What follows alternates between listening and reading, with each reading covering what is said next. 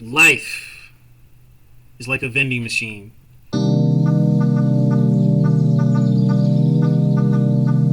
What I mean by that is just like a lot of times I perceive situations, especially like inconvenient ones, as problems. But really, these problems might be, or these situations that we perceive as problems might be opportunities. We're just not looking at them like that. So I consider situations in life like dollars, and you can look at the things that you want in life, kind of like candy in the vending machine. But metaphorically, if you're looking at this situation, aka the dollar, in the wrong way, and you put it in on facing downward when it should be facing upward, it's gonna spit the dollar back out. You're not gonna get what you want. You know what I'm saying? But usually facing a situation in the correct way in life is like looking at it as an opportunity rather than a problem. I know that was like extensive, but yikes. Okay, so now step one, the biggest thing is to think about the emotions of pain and desire. And whenever you come across a situation, or whenever someone tells you that they're coming across a situation, and the emotion around like that situation is either like pain, like, oh, this is horrible, I'm so stressed out, I can't believe this is happening, I don't know how I'm gonna do this, oh my god, I just that's pain. But if you want something, or if someone that you know is telling you that they want something, that is like desire. I can't wait until I get this. I want this so bad. Something like that. So, boom. The first step is to look for either pain or desire. The second step is, once you've like identified a situation as like either a painful situation, or a situation where there's desire, the next thing that you have to do, or the next thing that you should think is, okay, is this a situation where I can add or subtract? So we're going to do some basic math. Don't think, I didn't do the best in like calculus. We're not going to go crazy with the math, but just think add or subtract. Here's the things.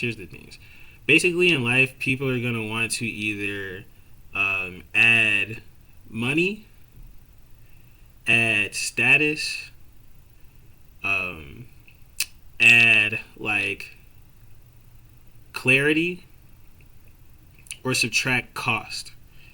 And cost doesn't have to be just like monetary or like cash. Cost could be, cost in terms of money, time, stress, convenience, things like that. Like it's more than just like cash. Usually when you hear someone like talking, and they're talking about like some pain or some desire that they have, the first thing you got to do is just be aware. Oh snap, they're talking about a pain or a desire. There's some opportunity there. And the next thing you want to think is like, okay, what do they want to add or subtract? Do they want to add clarity, money, status, or do they want to subtract costs in terms of time, money, effort, convenience, something like that? The next thing that you want to do, step number three, and this is something, I know I'm saying this is step number three, but it's something that you want to do like before, like you want to be prepared. You want to have like some things prepared, like, okay, what are my skills? What am I good at? What kind of problems can I solve? Do I know people who can like solve problems? Am I like well connected? Am I one of those like dot connector type people? Do I like keep in touch with the people in my contacts? Do I have cash? Like, what can I do to help people if someone needs help? So and really the more you can build up those things, like keeping in touch with people, building up your own skills, reading books, having books you could recommend to people and stuff like that. A course, something on YouTube. Like, just be the guy with solutions, or be the woman with solutions, and like have those available. Really, it comes down to like being organized more than anything. And then the fourth and final step is just to think about like how to present the offer of whatever the solution is that you want to present to someone. So write it down. Like, you know, this was your problem. Here's why you said this was a problem. this is what I got the sense that you wanted. Here's my solution. Um, how do you feel about it? And that's just if you want to just give someone a solution to their problem, just to be helpful. But if you want to attach a price to your solution, offering like a paid solution, some things that I would look out for that I would think about are low risk for the person who you're like offering this to.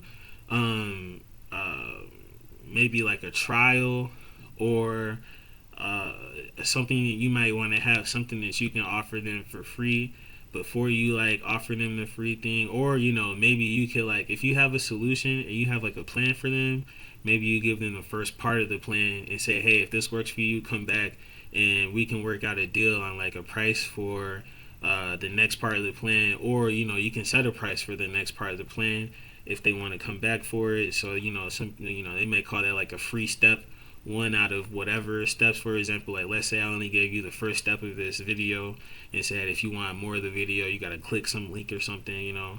But yeah, whatever you can do to, like, lower their, like, give them something to show the results that you can provide with lower risk. And then if they find value out of it, they can come back and pay for more.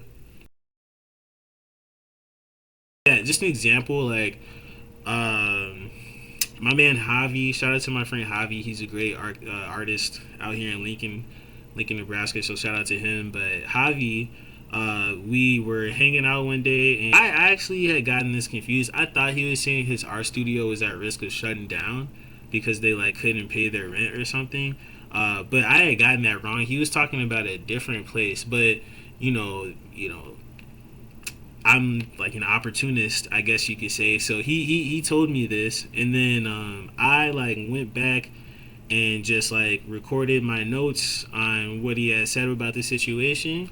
And I looked at the art studio's website. They have a great website. It's called like Lincoln Paris Studios, like really great studio. Shout out to them.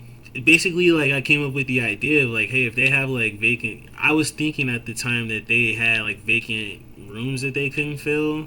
So I was like, hey, if you have vacant rooms that you can't fill, maybe you should go for like a type of customer or like client base that has more money. And I would think that that is businesses and like local universities who have an art program. And I put this into a little document, and just I made like little scripts for like what I would say or reach out to the people at the companies or the universities with. And I just showed my man Javi, because he's the one who told me about it, and he clarified that he wasn't talking about the art studio. The art studio is fine and had plenty of rentals, but they might like the idea. So he talked about it, or he talked it over, or just like introduced the idea to the art studio owner. And then she said that she was open to hear about it, so she told me to email her. I emailed her. I followed up with her as well. Didn't hear back yet, so we'll see how that goes. But the point is just to give you an example of like, you can solve problems. Like, you can be a problem solving person for your network of people, because if they tell you about a problem and you can solve it with a unique offer or opportunity or solution, that might be helpful. And you can create these opportunities out of nowhere. Like, you don't have to wait for an opportunity for someone. You kind of have like the power to do that yourself. So there's more examples of like things that I've like, or times where I've done something like that. But you get the point. So yeah, let me know if y'all have any like questions about this whole thing. I'm like a little new to the videos, so I'm trying to get better at making these. So yeah, that's it.